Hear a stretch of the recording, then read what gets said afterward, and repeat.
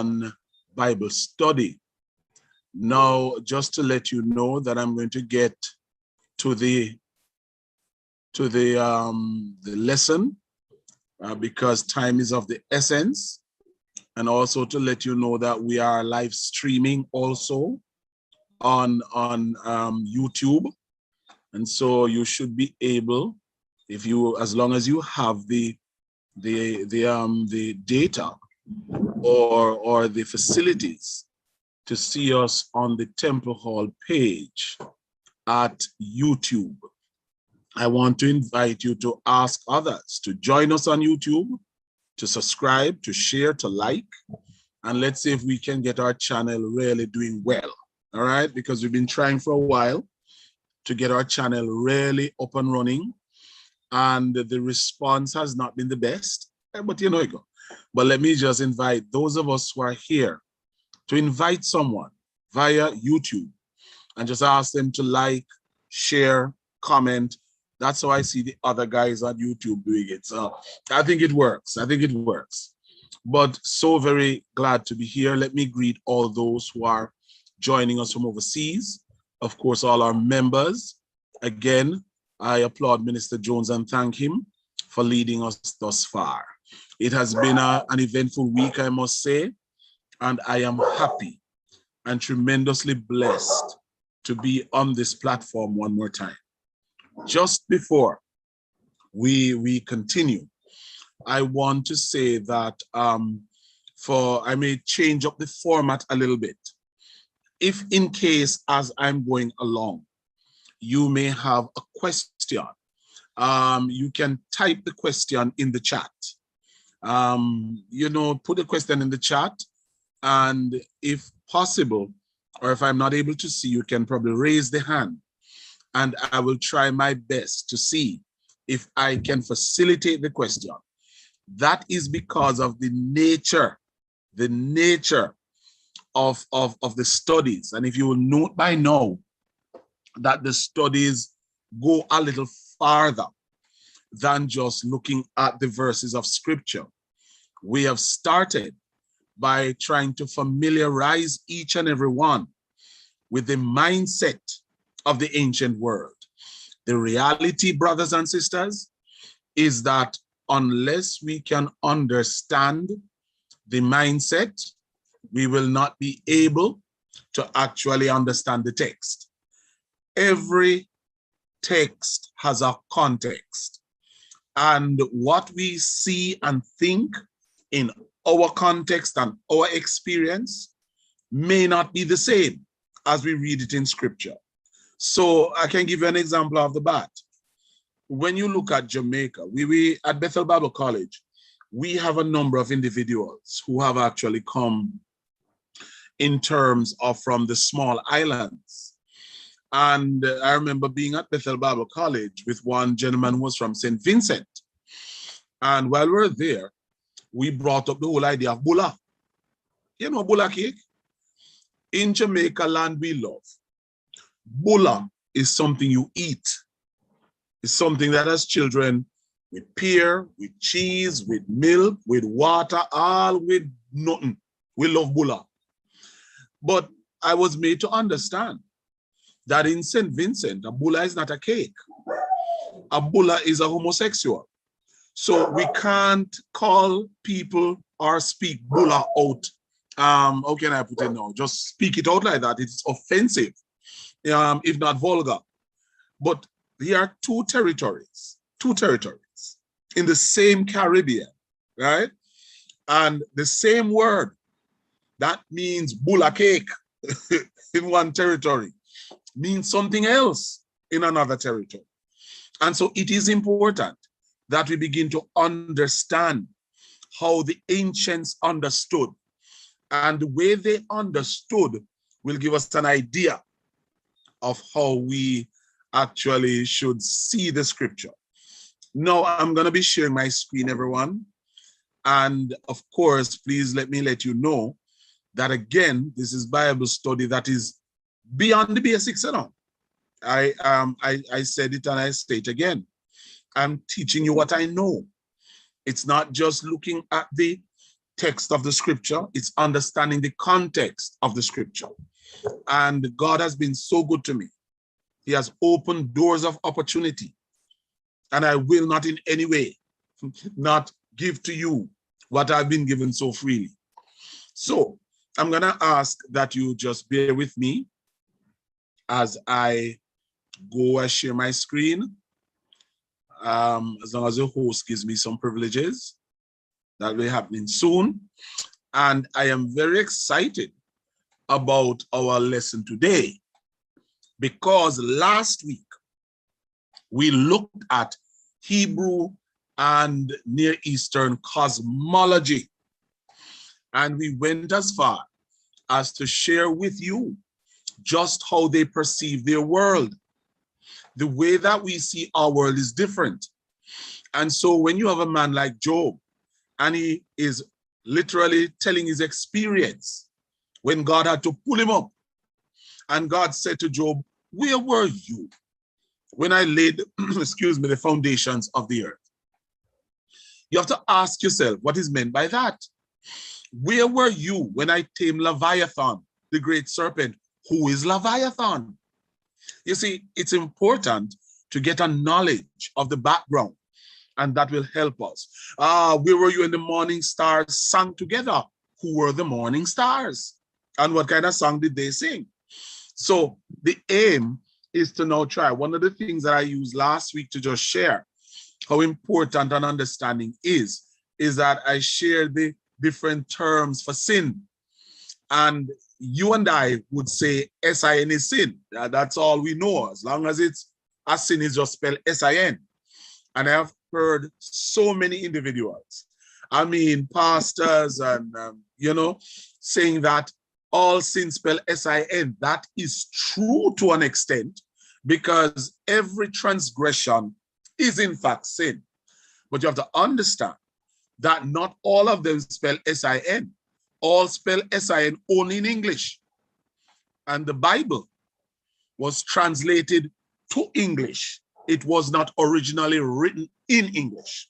So we have to get that in our mind. So what I want to do today is that I want to kind of bring you to not just a mindset, but kind of an understanding too of the approach that we have to take to a book, especially a book like Genesis. All right. And what I'm doing is that I'm preparing us for the in-depth study of the scripture itself. But in order for us to do that, there are a few other things we're gonna have to get in place. So let me share my screen with you, everybody. And remember, you can always, in the chat, you can type a question, and we can actually, because I'm gonna try to see how best to facilitate as I go on. And I'm guessing that now you should be able to see my screen. Excuse me, you should be seeing, of course, Genesis 1 and verse 1. But just before, let me go to slideshow. And I want to start from the beginning. And I want to look at the theme of origins in the book of Genesis, all right? That's the theme of origin in the book of Genesis, all right? Just a moment, everybody, let me just sort something out here. I probably need to get my camera back on. All right, I'll do that. Let me get my camera back on. Sorry about that. Yes, it's on, it's on. All right, everybody. Now, we want to look at creation, all right, as seen within the context of the Old Testament. And the reason why we have to now look at this theme of creation is because it is the first theme that actually pops out. The first act of God in the book of the Genesis, which is the first book of the Bible, is creation. And so as we approach creation, there is a particular kind of mindset that we have to approach it with. Let me also say to us, everyone, that creation for us to kind of understand from the biblical perspective has to be embraced within the context of how it was written. In other words, our 21st century view, where everything is competing to see which one is right or which one is wrong, whether it was 6 literal days or 6,000. There was no such thing in the mind of the ancient writer. There was no such thing. And by virtue of that, if we're going to grasp it properly, we're also going to have to grasp it as the ancient author intended it to be grasped. So let's see if I can go. There are a few words I want to teach you as we go on. So let me just get to that immediately. And from there, we should be able to do well in terms of the time for tonight, because the time is a little away from us, but we're going to do our best. Okay. Now, if you look here, you recognize that I have a topic called biblical cosmology. Hard to pronounce. Biblical cosmology. And I spelled it wrong. There should be an N in it here. It's cosmology. All right. What happened is that, you know, there are two words really that I want us to play with tonight. One of them is the word cosmology. Last week, we looked at how the universe was perceived by the ancients. We looked at the fact that they believed in a three-tiered system of having the heavens above, the firmament in the middle, and of course the underworld. We looked at their whole concept. They did not have the benefit of satellites and computers like we do today. But that does not take away from their astuteness in terms of studying their surroundings. And by virtue of that, you know, they had a particular mindset and belief system as to how to view their world. So their worldview was of such that it was three-tiered. And when you look at that kind of idea within the context of creation, then the study of that we call cosmology. Cosmology, right? And the whole idea of cosmology is that it is the study of the universe, its content, and its history. So it is a study of the universe, the contents of the universe, and the history of the universe. So what I did last week was take you through a study of ancient cosmology as seen by the different peoples and nations. Now, I want you to look at the words that actually come together to form cosmology. It's a Greek terminology, everyone. And there are two words that are used here to actually speak of cosmology. One is the word cosmos. And I knew that I'd put that in the Greek lettering. I don't know why is it that it reverted back to, I'll have to look at that. But it's the word cosmos. And cosmos here speaks of world or universe. So when you look at the cosmos, the cosmic universe, that word cosmos speaks of the world. So when you look at John 3 and verse 16, for God so loved the world that is used as cosmos. For God so loved the entire creative world, the cosmos, that he gave his only begotten son. So the second word that is used is the word logos. And we know very well that John 1 or St. John 1 and verse 1 says, in beginning was the word, NRK en logos. The logos there speaks of the word, it means word. And when these two are brought together, it is called cosmology, because the same word translated logos, translated word, translated reason, can also be translated this study of. So when you look at cosmology, the study of the cosmos, the logic comes from the logos. And the cosmos here, of course, means world. So it is a study of the world, the study of the cosmos. When you look at biology, right? The word bios or bios, B-I-O-S in the Greek, is what is joined again with the logos, L-O-G-O-S, and you get biology, study of life, right? When you look at anthropology, anthropos in the Greek means mankind. And again, logos is put on that. The study of mankind. Anthropology is the study of mankind. So you get the basic idea that what we did last week in studying the universe and how the ancients saw their universe was as a lesson in ancient Near Eastern cosmology. But this week, we're going to look at a study in ancient cosmology. And I don't know why I am misspelling the word cosmology, right? The truth of this is that while cosmology looks at the study of the universe, its content and its history, cosmogony is the study of the universe from its beginning and its origin, or the origins rather, of everybody included.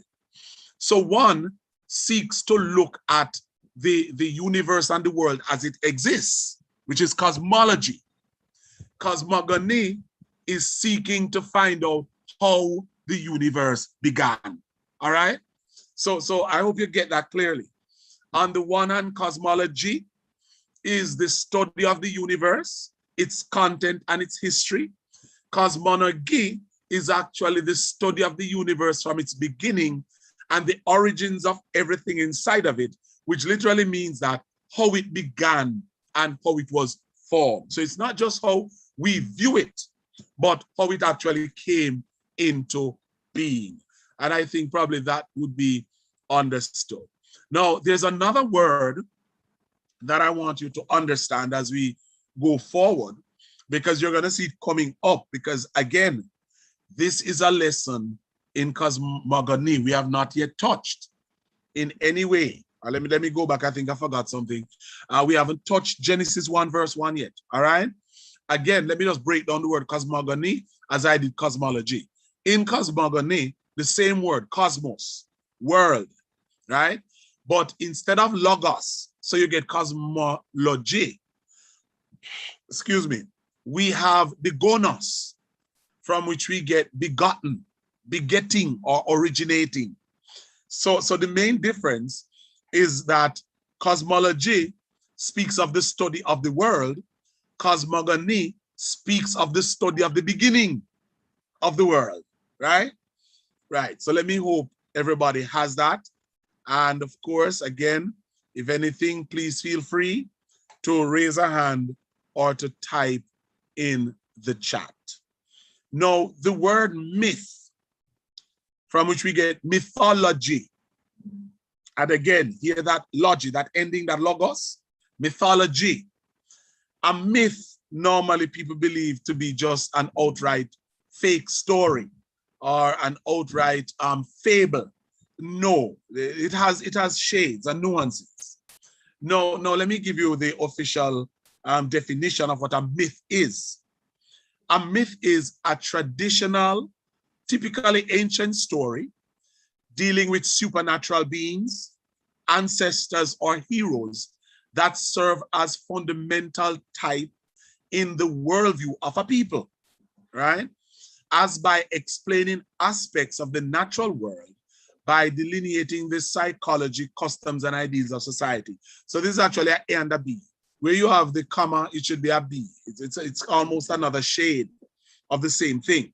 But in Jamaica, we have myths here, you know, where I was grown in the country. And I told you that I'm from St. James. We had the myth about Nanny of the Maroons. It is said that Nanny could actually catch bullets with her hands, right? And other parts of the anatomy, as it was said. And how the British got to kill Nanny was because I think they captured Kojo based on what was said. This was, as a child, I was taught this. They captured Kojo. And he told them that the only way to kill Nanny was to shoot her with a rusty file. So you had to use an old file, put it in the musket and shoot it. How that works, I don't know. But the reality is we have our myths here too. So most myths are coming out of traditional stories. And it does not mean that the stories were fake. It means that the stories were embellished. The stories were given some supernatural lean. The stories were given some magical manifestation to kind of let people's mouth fall in awe. But the reality is that these stories were actually used to kind of boost people's cultural ID. It was used to kind of establish their nationality or to help them to boost their national ethos and all of that. So the idea when you see the word myth in our study, it will speak of some of the stories that were told over thousands of years, regarding creation and such the like. So we've looked at cosmology, the study of the world and the universe. We've looked at cosmology, which means the study of the beginnings of the earth and the beginnings of all that is in it. And now we've looked at the word myth. There is one more that I need you to look at, a word called primordial. Primordial. This particular word literally means existing at or from the beginning. It speaks of the earliest thing, the primeval thing, or the first thing, right? It speaks of constituting an origin, a fundamental. A fundamental is something that is actually pivotal to the existence or the functioning of another. Also, if we go a little further, primordial in its verb form means having existed from the beginning in its earliest or original stage or state. Aboriginal forest, primal eras before the appearance of life on earth, the forest primeval. All of these literally speaks of the beginning of a thing, that which was there from the beginning. So when we speak of the primordial elements, we're talking about those things that the myths, the stories say were actually there that started the process of creation. So I want you to put those words in the back of your mind, because as we go on, you are going to be seeing them coming up in our study. And I told you that I'm excited about the study. So let's get into it. Now, I want us to look at Genesis as cosmology. Cosmology, right? The teaching, listen carefully, of Genesis as we have it, the biblical story of creation, is a product of divine revelation. I like to tell people, there's another set of slides that I have, that while there are scientific elements contained in the creation story, it must not be seen as a book of science, because it is not a book of science. The revelation or the story of creation through the pages of the Genesis came to us as a product of divine revelation. What do I mean by divine revelation? It means that by the predeterminate will of God, by God determining in himself to let us have a knowledge of something, he formed and opened a channel to allow us to get knowledge, to understand it.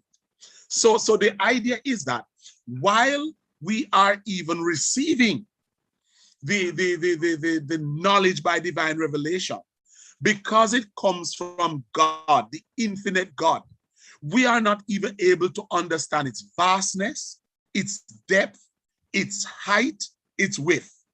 We can only understand as our minds, our finite minds, will allow us to understand. And I like to use, a particular illustration. I like to tell persons that you can go down right behind the Temple Hall Church. We are blessed to have the Wagwater River. And that river is a river that flows throughout the year. Sometimes, excuse me, it gets a little low, but it flows throughout the year. It's a major source of water for Kingston, St. Andrew, and a few other parishes. But let me tell you something, you see, I can go down to the Wagwater River. I can take a 5-gallon bucket and I can collect 5 gallons worth of water out of the river. But I cannot take the entire Wagwater River and throw it in my 5-gallon bucket. In the same way, God, by divine self-revelation, gives us an amount that we can manage. He cannot download all he is and all his knowledge into us. So we must understand that while there are questions regarding things like the Genesis, and we're going to look at a few of them, and while there are scientific challenges, we must never get to a place where we feel in any way that it is insufficient what God has given us. Because while the human mind is inquisitive, when it is given a particular kind of knowledge, it cannot take it, right? When you look at for example, the revelation of God in Christ, Paul says it. He says, when they knew him as God, they did not receive him as God. And so God gave them over to a reprobate mind. They would be seeking to know who this divine God is. And when he is revealed, they would not accept it. So God gave them over to their reprobate minds. In the whole context of the Genesis, every scientific query will not be answered. Every what you call theological question may not be answered. Every question that may trouble the mind may not be answered. But one thing we know, and that is that we have been given enough to understand what God is saying as he reveals himself to us. So one of the things that I want us to recognize is that it is divine revelation, and I do not recommend that one try to confuse this divine revelation with any form of scientific theory, like the Big Bang or whichever other one. Receive it as the ancients received it and perceived it. Because one of the things you're going to find is that, you know, the Genesis narrative of the creation is in essence the effort of the ancient scholars to historically compose an account of the event/reality of how the world came into being. Yes? Let me repeat that. The Genesis narrative is not trying to answer anybody's scientific question. What is happening is that it is a narrative that the ancient scholars use to historically compose an account of how creation came into being. And it is not in any way to be seen as being inferior to what takes place today. Because you see, scientific theories and practices were present, you know, in ancient Mesopotamia.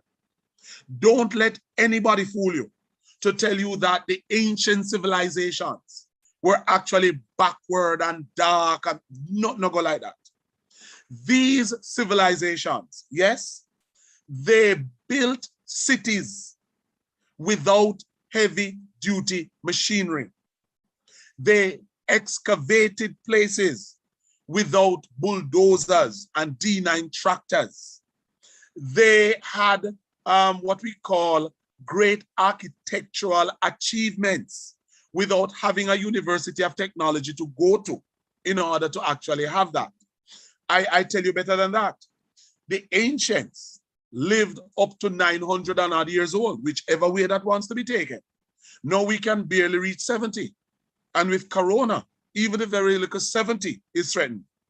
So don't believe that we are living in this time that it is so great. I tell you better than that. And forgive me for using this word. It may appear a bit vulgar. But the world of today is dunce in comparison to the ancient world. 3/4 of what we do is driven by computers. Our minds are no longer sharp.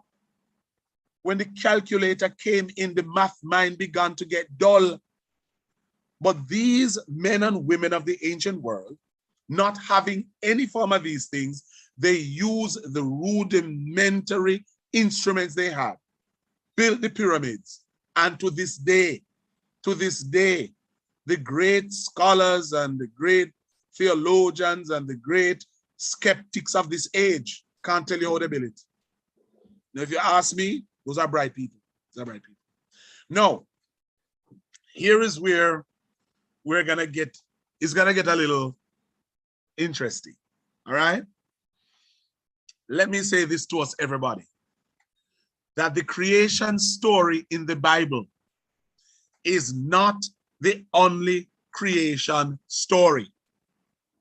When we get to the flood, you're going to learn that the flood story in the Bible is not the only story of the flood. Let me take my time because that may take a while. The creation stories, or the creation story of Genesis, is not the only story of creation.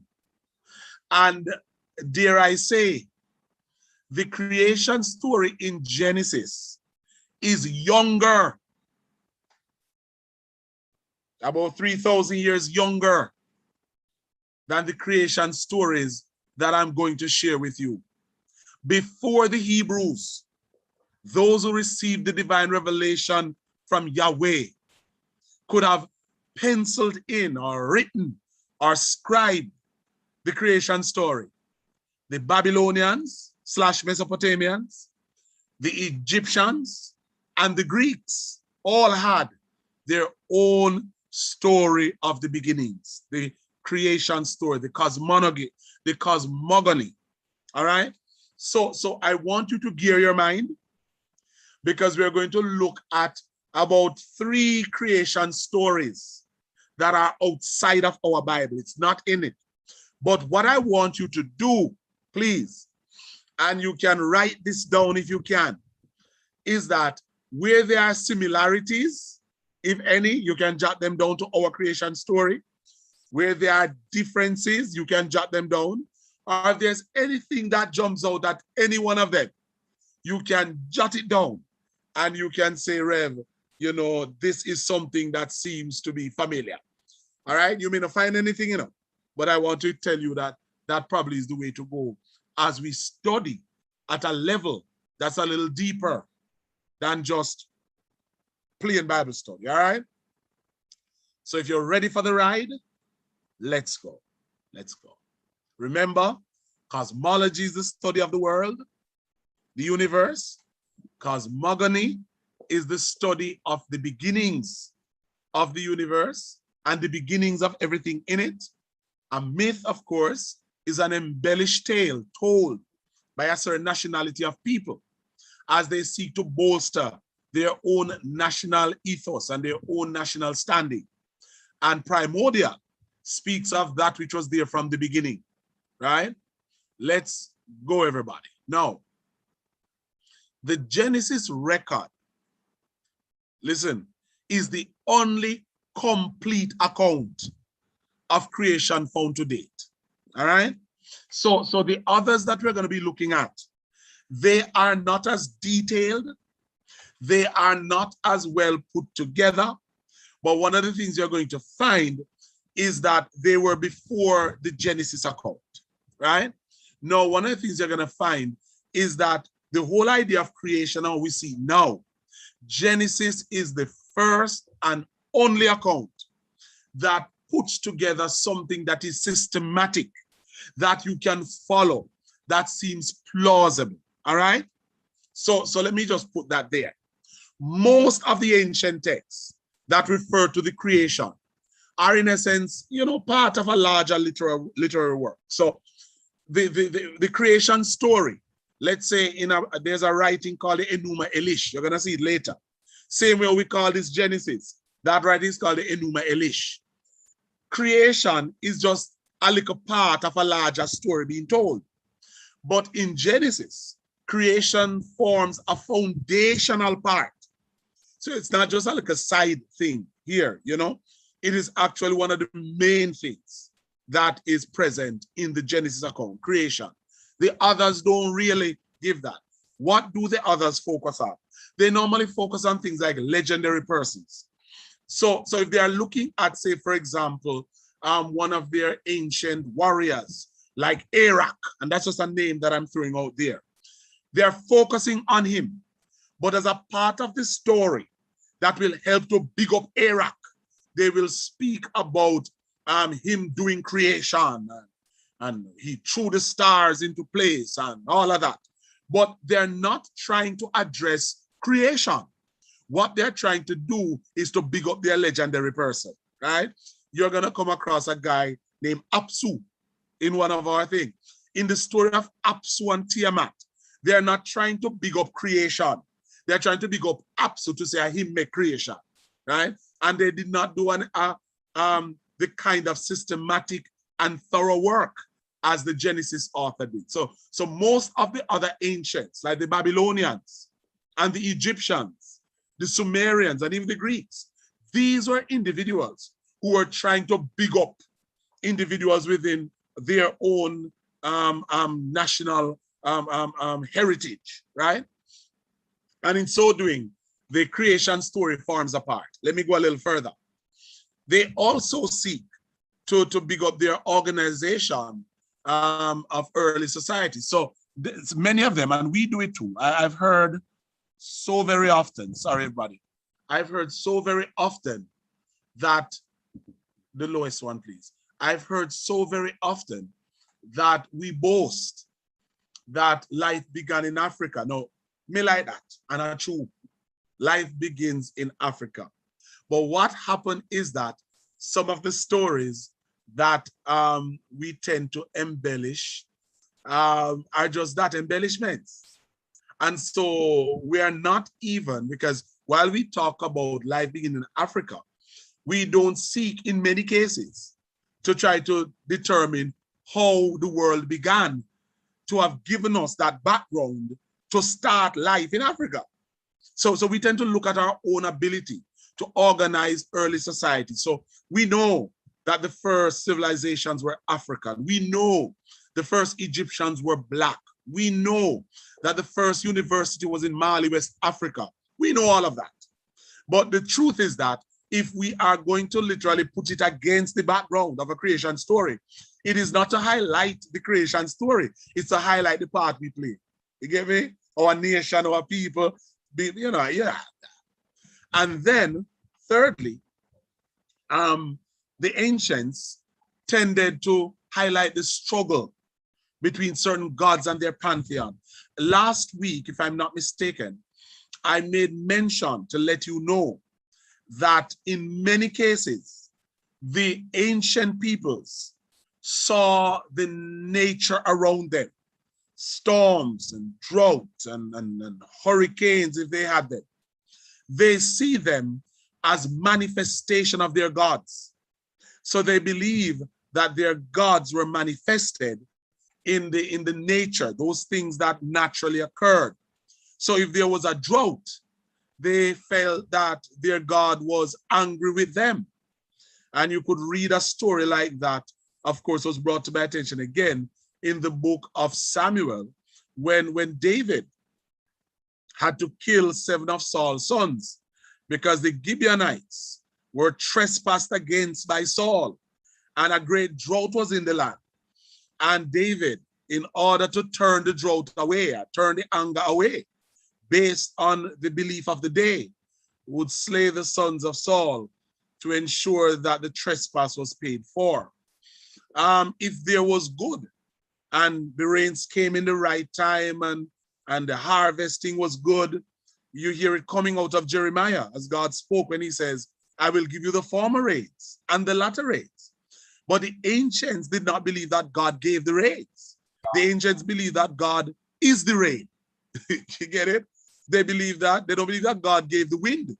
They believe that God is the wind. So when you hear the psalmist in our Psalms writing that God rides upon the storm, it would have caused a theological problem in ancient Near Eastern culture because the people believe that the storm itself was God. When the Hebrew says our God is God of the storm, he rides upon the storm. He's highlighting that our God is more powerful than the storm. So he harnessed the storm like one would catch a wild horse. And he rides upon the back of the storm as a man was tamed that wild horse, you know? So you have to get that knowledge. So Genesis is the only one that gives us a complete account. The rest of them from the ancient Near East, of course, highlighted persons, their own societies, and their theology. But Genesis tends to give you a broad general account of what the creation is. Now, I want to give you an example of that from the Mesopotamian standpoint. Now, remember I told you, Mesopotamia is where life began. It is called the land between the rivers. It is where Abraham came from and is down there, so Babylon there. Mesopotamia now contains Babylon, which is today Iraq, and Persia, which is today Iran. And the Persian Gulf there is also a part of that. All of them forming what we call the Fertile Crescent. That's where life and civilization began, according to Genesis chapter 10, right? The two rivers that flow from there, the Tigris and the Euphrates, ensure that it could sustain life. And so you find that that particular area is where it all began. Now, like many of the creation stories that came out of Mesopotamia, some of them were linked to cities. And here are some ancient cities. You don't have to remember these. These are just for your information. Nippur, Lagash, and Surupak. These were cities in Mesopotamia. So when the ancients were talking, let's say, for example, about how creation came into being, and they're mixing their God and their nation and their persons into it. Hear what they said. Now, one of the gods of early Mesopotamian mythology, there's the myth, and early Mesopotamian folklore is a guy called Enki. Remember, this is their story. These are their gods. Enki was a Mesopotamian god. They linked him, right, with the city of Nippur, because as I said to you, many of them linked their deities with certain cities. So they linked him with Nippur, right? And he was regarded by them as the god of wisdom and as the god of the deep. And in essence, they were saying that the influence of this god spread from Nippur even to Sumeria, right? And his influence and his wisdom and all of this created mankind after it had created the gods. The word pantheon here speaks of their gods. So it is said here, according to early Mesopotamian mythology or folklore, that the world was created, or the earth was created by Enki. And what you find is that due to his wisdom and his influence, mankind was created after he had created the gods. And of course, all of these started in the city of Nippur. So they add their city to it. Like how we will tell people that Jamaica is the sprint factory of the world. And we say it with much pride and we say it with much gusto. It's the same way that the ancients did in their time, all right? So they would not hold what the Genesis speaks of, but they have their own idea. Let me give you another myth from Mesopotamia. Enki, same one, it is believed that he relates his exploits with his consort. He has a consort called Nimkusa. Now, the consort is actually his companion, what you'd call his regent to some extent, his partner in crime, that kind of a thing, right? And together, they led the forces of Enki against Namu. And Namu was, there's that word, the primeval god. A god was there from the beginning. So it was not strange within the context of these myths for younger gods to kill older gods, and the one who come second we kill the one who did the first, that kind of a thing, right?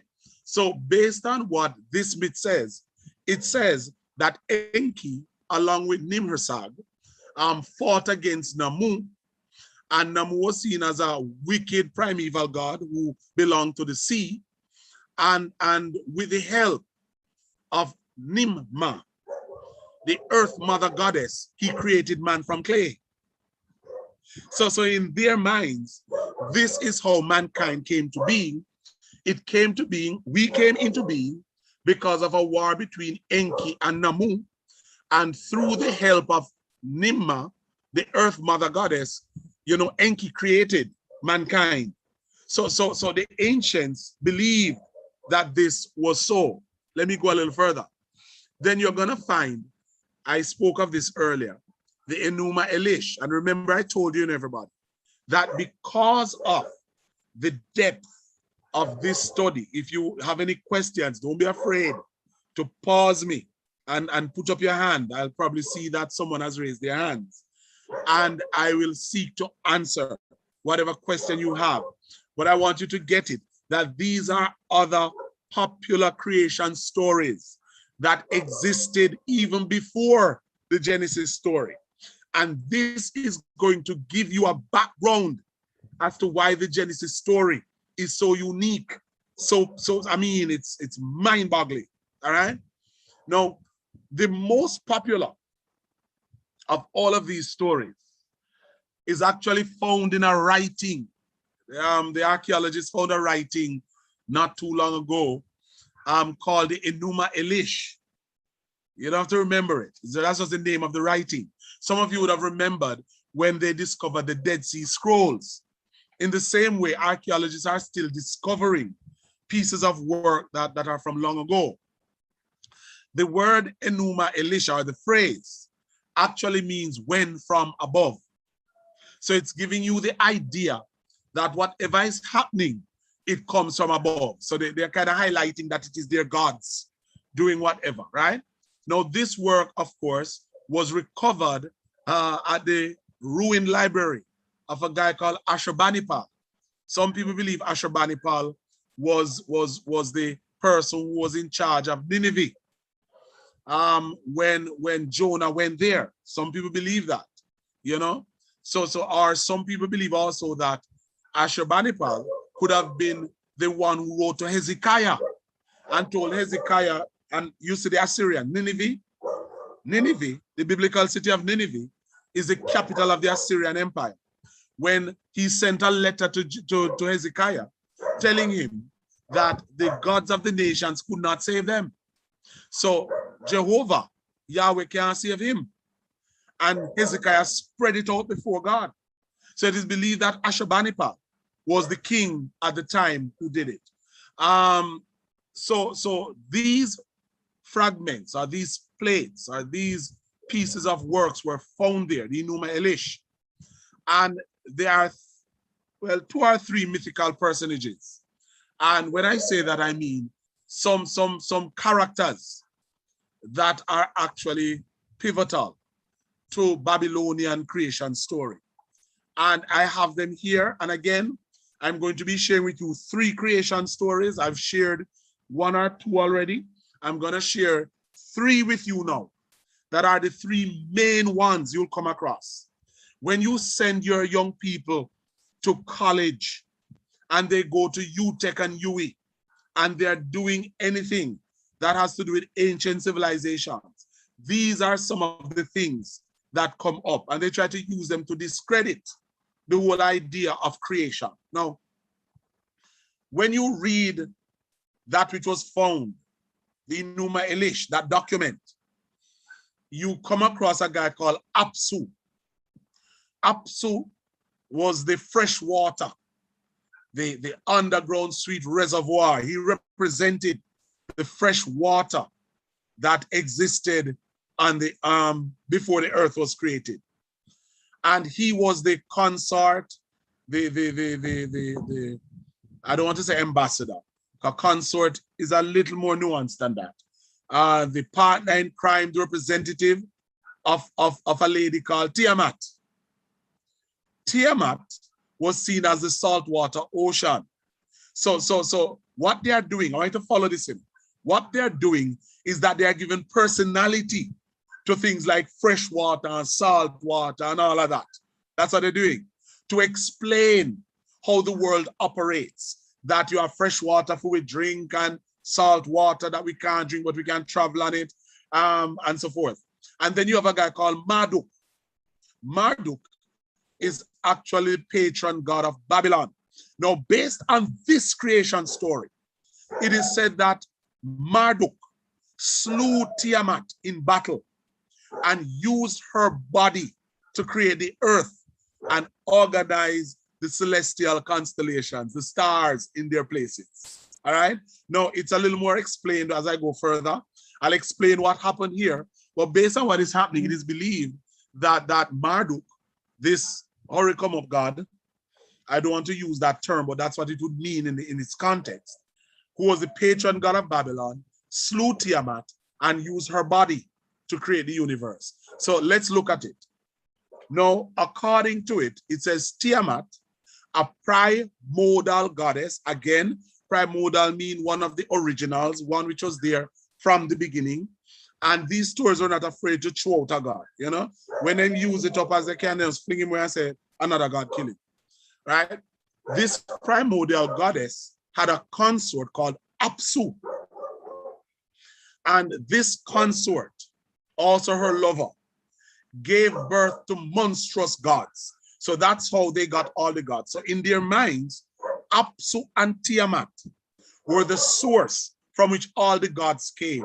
The god of drought, the god of wisdom, the god of this, the god of that.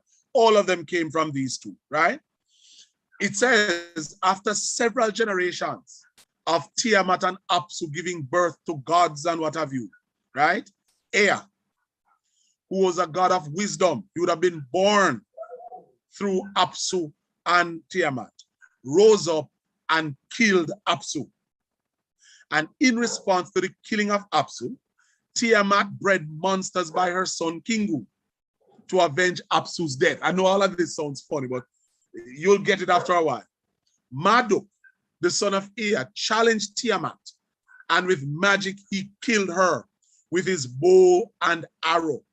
And then Marduk took the body of Tiamat that he killed, and he built the heavens and the earth from the dead body of the goddess Tiamat, right?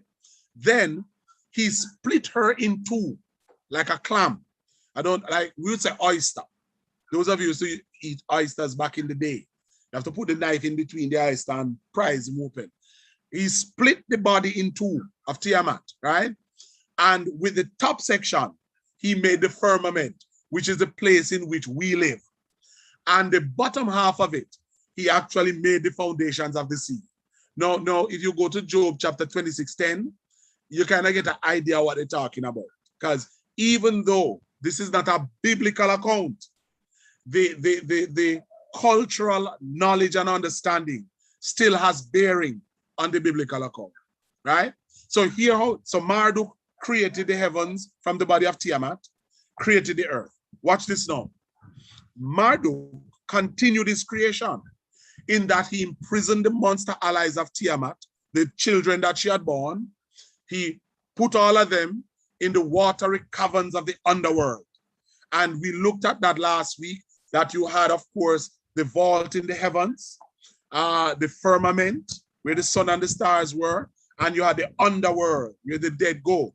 Marduk imprisoned Tiamat's monstrous children in the underworld. Then he created stations in the skies for the great gods. And these stations are the stars, the constellations. And from the constellations, he established the calendar.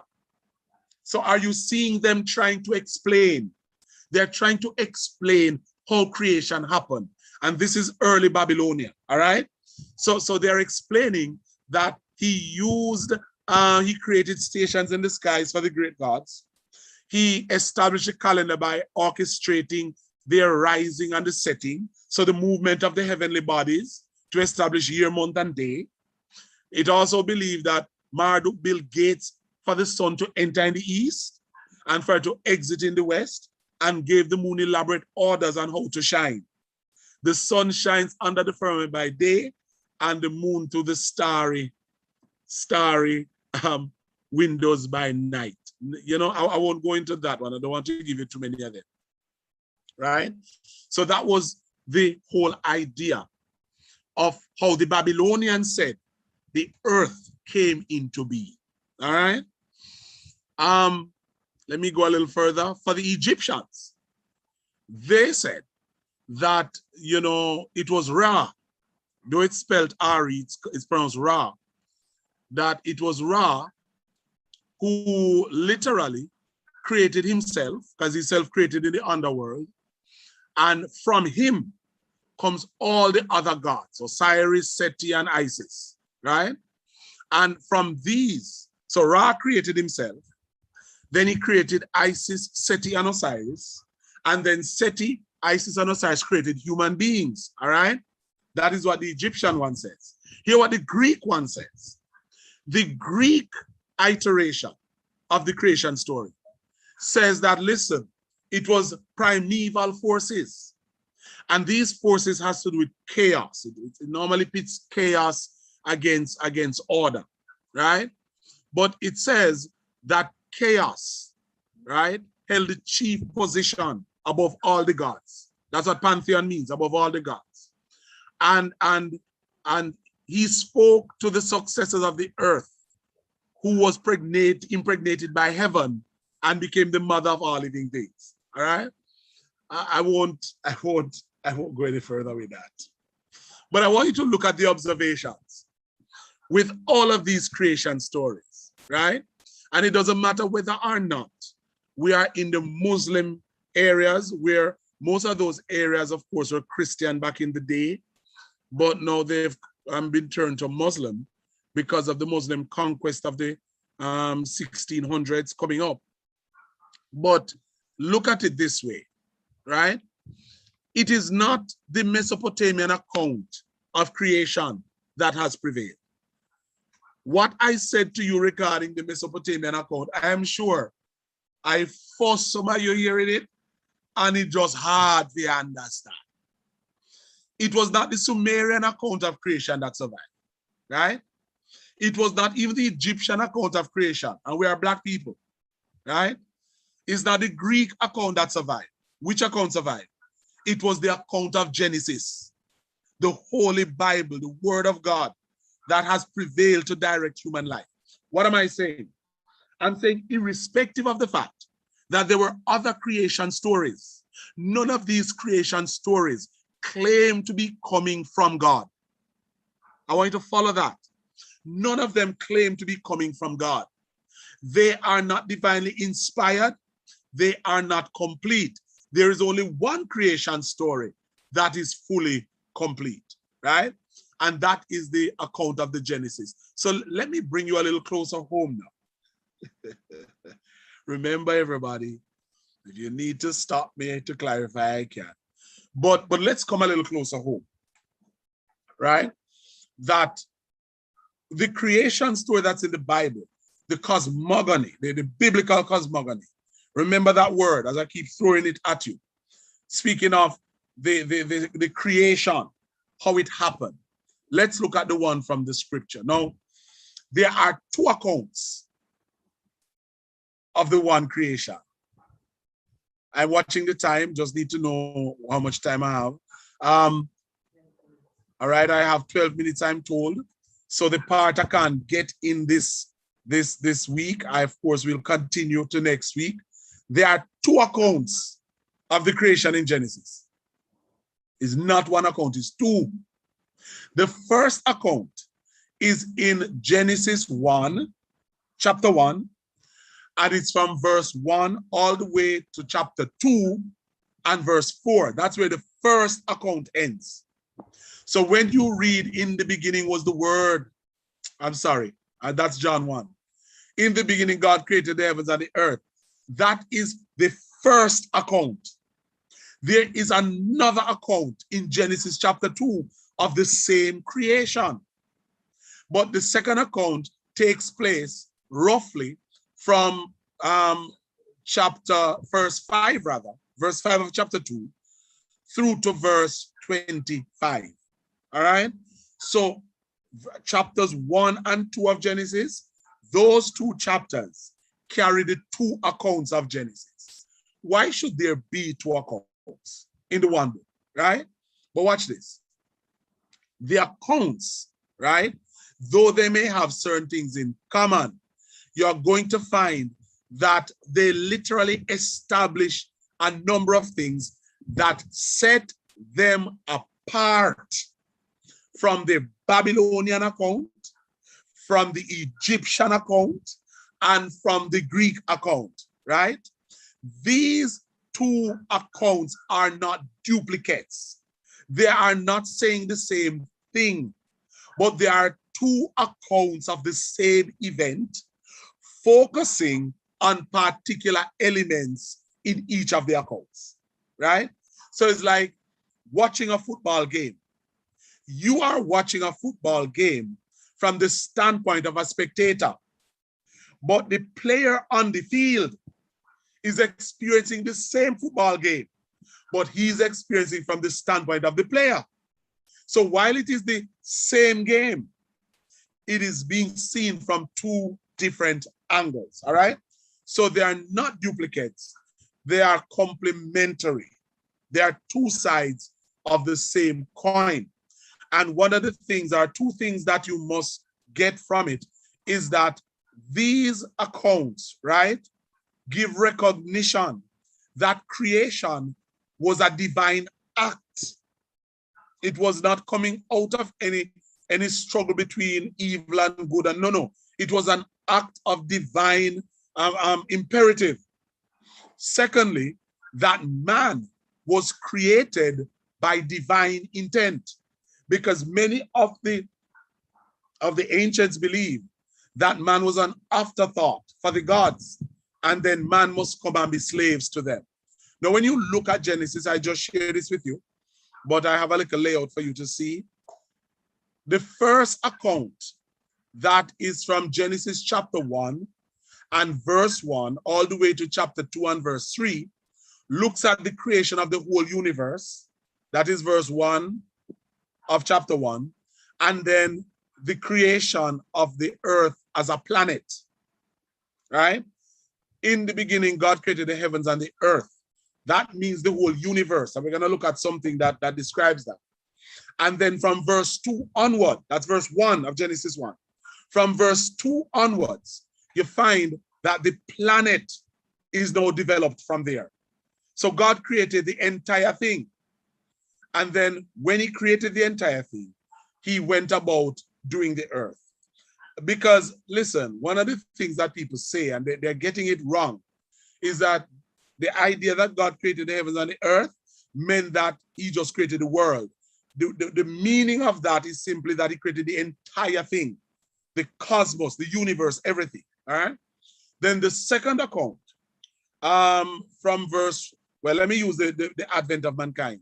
In the first account, going into the second, you see mankind coming on, because that's where mankind bridges the two accounts, right? So in chapter 1, verse 26 to 31, we see the introduction of mankind, right? And then in chapter 2, from verse 4 to 25, we see the action of mankind. So when you look at chapter 1, 26 to 31, we get a kind of a summary record. And God said, let us make man in our image and likeness, and let us give them dominion over the fish of the sea, the fowl of the air, and everything that crawleth upon the earth.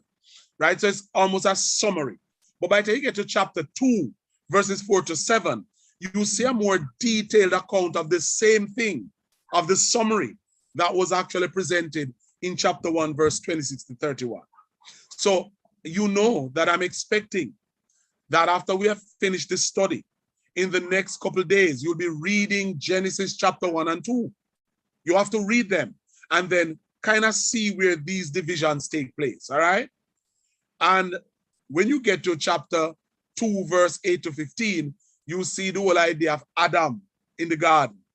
When you reach verses 18 to 25, you see the whole idea of creation of woman and the institution of marriage. And then chapter 3, you know, goes on to the fall and all of that. But we are with the creation for now, all right? Now, the first account, as I said, outlined the broad process of creation. And it shows how things emerge from the creative power of God. The second account pays attention to the creation of man and his placement of him and his mate in the Garden of Eden, right? And this, you know, listen carefully, this is a unique account, right? Because it is the only account of creation that highlights monotheism, that highlights the idea of one God. That's what makes Genesis so unique. The creation story of Genesis highlights one God, and it is not born out of myth. So while you will find things that are common to all these stories, it is not seen as a mythological story because it's not looking at any individual from any kind of city or any particular civilization or any particular set of gods, but one God who through great divine power created the heavens, the earth, and all that is in. So when you look at the Genesis account, as opposed to the Mesopotamian, the Babylonian, the Egyptian, and the Greek account, there are no wars and fights and struggles between gods or primary powers, primordial powers, right? Nor is there any attempt to exalt one race or a city at the expense of another. That is what sets the Genesis apart. When you look at this account of Genesis, you find that it gives credit not to Apsu killing Tiamat and using Tiamat's body. No. It gives credit to an intelligent organizing mind with a plan, what we like to call intelligent design. An intelligent design and organization that called the world into being systematically and put the things in place in an ordered way so that all things can actually function in that order. And in this account, first account of Genesis also, you find that there is absolutely no absurdity because even science tells you that living creatures need oxygen to breathe and photosynthesis, the green plants making oxygen for us, is what allows us to live. When you look at it, God creates the physical environment before he creates human beings. Let me go further. God ensured that before he made mammals and living creatures, and those are the land mammals, before he made them, he created the plant life to ensure that when he put them there, they can be sustained, all right? So the first account from chapter 1, verse 1 through to chapter 2 and verse 4 carries all of that. In the second account, which is chapter 2, verse 5 down to the end, the second account gives us the geographical identity of the home of man. So we are told that God placed him in the Garden of Eden and he was told what to eat of, what not to eat of. In this second account, we learn where the rivers came from. Of course, the two rivers, the Tigris and Euphrates. Now, there are 4 rivers spoken of, but the other 2, the Pishon and the Gihon, these rivers were more of streams or irrigation canals because the 2 main rivers were actually the Tigris and the Euphrates. These 2 other rivers spoken of were probably called rivers. They may be smaller streams or tributaries, but they were called rivers because in the Akkad, there was no word in their language to say canal or tributary, but it was a water body. So it was called a river, all right? No. How much time do I have? What time is it? No, I have to at least whet your appetite after all of this information with something from Genesis 1 and verse 1. Now, let me read for you. In the beginning, God created the heavens and the earth. Now the earth was formless and empty. Darkness was over the surface of the deep, and the Spirit of God was hovering over the face of the waters. And God said, let there be light, and there was light. God saw that the light was good, and he separated the light from the darkness. God called the light day, and the darkness he called night. And there was evening, and there was morning, the first day. Now, Genesis 1 starts with a term, in the beginning. Hebrew, Bereshith. Some say Bereshith, because it's at what you call a half vowel. So it's almost like a BR sound, but it's Bereshith. All right? Don't try to pronounce it. A lot of people have gone into trouble trying to pronounce that Hebrew word. Bereshith. All right? No, the first thing that we have to understand is that the writer of the Genesis does not try to prove that God created the heavens and the earth. It is a foregone conclusion in their minds that God created it. There was no argument about any Big Bang theory and no argument of evolution. They're not trying to prove that there's a God. It is taken for granted that everybody knows that there's a God. And if you believe that to say that in this age is stupid, they used to say it in the other age as well. They used to say it in the ancient world. And that's why when they questioned it, the psalmist would declare, the fool has said in his heart, there is no God. So it's not just the other day. Men are trying to say that no God no exists. A long time, right? But God is still here and all of them dead gone. But the idea here is that the word in the beginning is kind of translated a little rough, because it's really translated by way of the beginning, right? By way, that's how it is translated. Bereshith does not mean in the beginning. It means by way of the beginning, right? And the idea here is that God is really the beginning, It's not so much looking on time. By way of the beginning, God is the beginning. So when you look at it, the whole idea is that it is God, through his agency, that the world was made. Some people, again, let me say it again, some people translate Bereshith in the beginning, but it is better translated by way of the beginning. And we can personalize that to say, God is the beginning, so to speak. And we see that the same thing in John 1 and verse 1. Because NRK, the Greek word for in the beginning, this is the Hebrew word, Bereshith. This is used in the Old Testament because the Old Testament is written in Hebrew. So the Hebrew word for beginning is Bereshith. When you go to the New Testament, which is written in Greek, the Greek word for it is the word arche. It's the same thing. It says, in the beginning was the word, John 1 and verse 1. But the real translation is in beginning, not in the beginning, in beginning. But we'll get into that a little later next week. God created the heavens and the earth.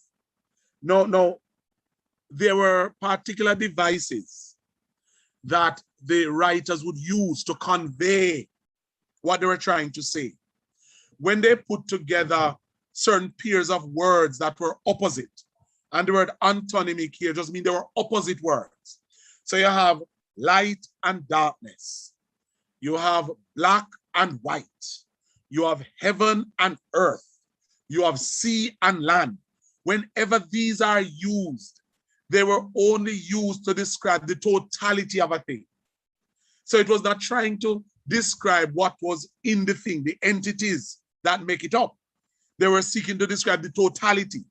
So when it says in or by way of the beginning, that God created the heavens and the earth, it literally means God created the entire cosmos. Not just heaven, not just Earth. But he created Jupiter, Mars, Saturn, Neptune, Uranus, the Milky Way, all the different galaxies. He created everything one time. So you have to get the force of that. That when he used terms heaven and earth, he was saying that God created the totality of the creation, not just earth. That makes up heaven and earth. Everything, a God do it. So it's kind of a thing they call merism. So the merism is whenever they use that. You're going to see it later on in the same text when it says, and evening and morning were the first day. Same thing. When you go to Isaiah, there's a troublesome text where God said, I create evil and I create good, I create light and I create darkness. He's using a merism. And the merism speaks of totality. So the fact that God created everything, nobody can take credit for creating anything at all. The only thing God never created is sin. So in essence, you have to bear in mind that the whole idea of the heavens and the earth speaks of the totality of God's creation. Now, there is an attempt to describe what the earth looked like when God created it. And in the Greek, or the Hebrew rather, you would see tohu wa bohu.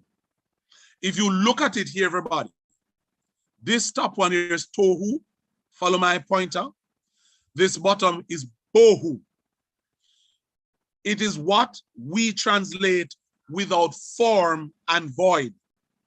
It does not say very much to us, even when it's translated into English. What does it mean without form? Means it never round? That's not what it means. What does it mean that it is void? You know, I'm not in there? That is not what it means. The idea of tohu is that it is a desolation. He created it, but it had no format of functioning. It's like when you sit down and you see a man getting ready to build furniture. He hauls the board, first of all, to his workshop. Then he starts to cut the board and drop them all about. And you cannot see for the likes of you how that board is going to become your bed. For the likes of looking at it, you can't see how I'm going to use flat board and create the curves that make the leg of the table. You can't see it. It is the same kind of understanding. It was desolate. But the word that I like to use is that it was confused and out of order. So the different pieces were around, but they were not in the form that they could function. All right? So he created everything, put on the raw material them, and say, all right, we are going to build. Then the other word that is used to describe is bohu, which we translate void. So the without form is from the Hebrew word tohu. And of course, the bohu means void. And not only were the things not together in any way that could allow them to function, but it was hard to pull them apart. I tell persons daily that everybody's mind, our brains are wired differently. People don't understand that. There are some people who are very neat. And because they're so neat, they can't stand to see the clothes no fall up. They can't stand to see the pants throw one side and what. So you tend to have problems when a man or woman who is that neat meets up on a man or woman as a partner who is the opposite. So you'll have a man who is not neat. He doesn't fold up the clothes as him get it. Him no wash the plate them while he's cooking. He sit down and wait and then just make one big wash after everything done, right? I want you to get it, everybody. And what you find is that when he marries a woman who, when she cook, she wash plate same time. And as the clothes take off, it have to hang up and put a problem that in the house. But here is the thing about it. There are some people who you may not see as being tidy, but even if they have a place where everything is jumbled, if them put on a bar of soap under an entire barrage of clothes, you will send the person who in their minds are neat and so they can't find it. And the man who is messy in his mind will go right back and put on soap and just take it up after 10, 20 days. Because that's how his mind is wired.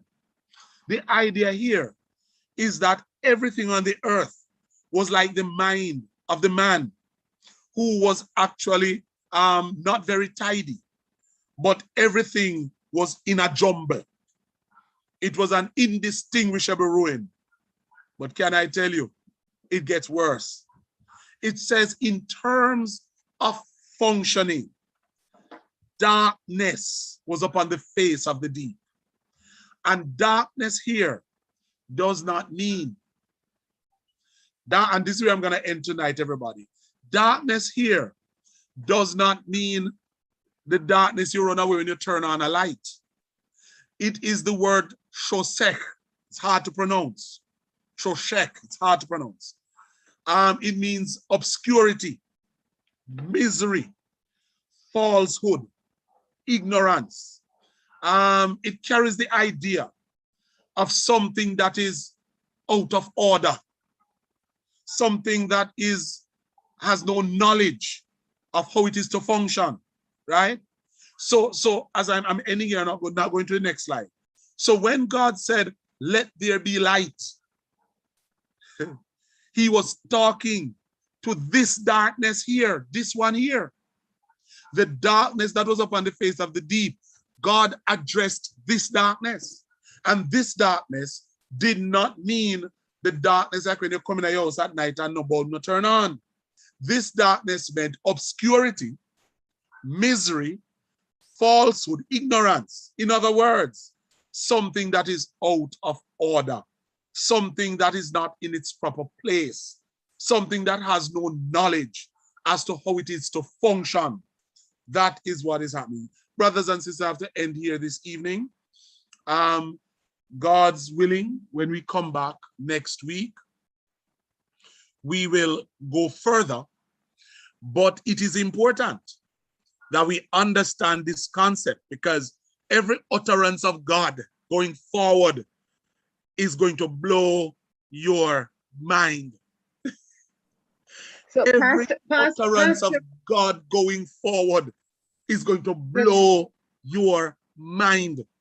Because, and then I have to close, but because when you see darkness sitting on the face of the deep, obscurity, falsehood, ignorance, there is kind of an antithesis that the writer shoves in beside it. It says, and the Spirit of God hovered over the waters. The Spirit of God sat upon the creation that was out of whack. In other words, here is God building something, and all of the pieces are like a jigsaw puzzle all over the place. And it doesn't appear that anything good can come out of it. But the ruach, that's the word for spirit, but the ruach of God hovered over the face of, he sat upon the creation. I mean, I'm getting goosebumps. Let me stop, everybody. Let me stop. I'm getting excited about it. And it is important just to understand that every word of God going forward, and I'm going to look at the whole concept of God present in Trinity, and it's not in the sense of things, it's in the sense of not let us make man, but in the sense of God, the Word and the Spirit, all present, same place there. But let me leave it at that. And let me just say next, we won't have any more background studies. Brother Howard, we won't have any more background studies. Those were for you or to help you to kind of grasp what's happening. But we are going to stick with the text going forward. And we're going to pull the text apart to see exactly what God is doing in each utterance that he speaks. There is something in each and every utterance. And in every day of creation, something else is there. And I want you to kind of get the knowledge that God wants you to have as you look forward towards understanding the Bible in a meaningful way. And so, brothers and sisters, that is it for me for tonight. I know you may have questions, so I'm going to open the floor at this time for those who are on YouTube. Of course, I think your feed will probably go